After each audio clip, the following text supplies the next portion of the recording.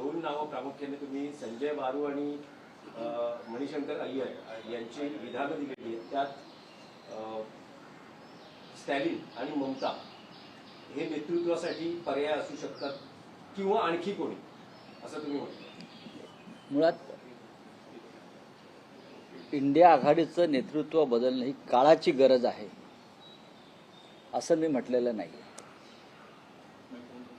अनेक नेत्यांचा आतला आवाज उफाळून वर आला असं म्हटलंय आणि हे प्रामुख्यानं काँग्रेस पक्षातलेच लोक आहेत, अंतरात्मा. आणि त्यात कोण आहेत तर मणिशंकर अय्यर हे एकेकाळचे काँग्रेसचे नेते आहेत, आता ते काँग्रेस पक्षामध्येच आहेत, केंद्रीय मंत्री आहेत. दुसरे ज्यांनी मनमोहन सिंग यांच्यावरती एक खळबळजनक पुस्तक लिहिलं ते संजय बारू यांनी टेलिग्राफमध्ये आपली भूमिका व्यक्त केलेली आहे.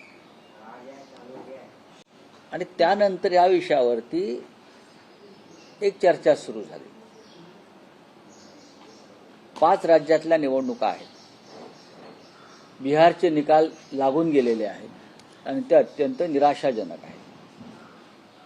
अशा वेळेला 5 राज्यातल्या निवडणुका आणि त्यानंतर भविष्यात येणाऱ्या लोकसभा निवडणुका यासाठी इंडिया आघाडी मजबूतीनं पुढे जाणं हे आवश्यक आहे. राहुल गांधींच्या नेतृत्वाखाली लोकसभेमध्ये एक झुंज दिली जाते आणि राहुल गांधीला लोकसभेतूनच बाहेर फेकावं अशी सरकारची भूमिका इतकं राहुल गांधींची धास्ती या लोकांनी घेतली आहे.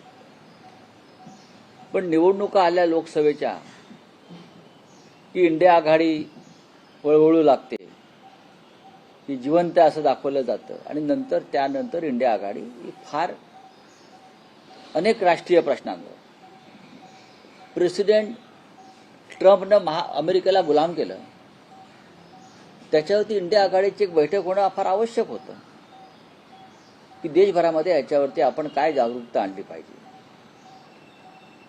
राहुल गांधी हे बोलतायत, अनेक इतर नेते बोलतायत,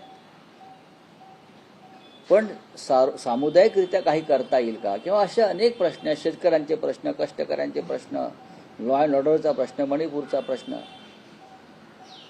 स्वतंत्रपणे आवाज येत आहेत.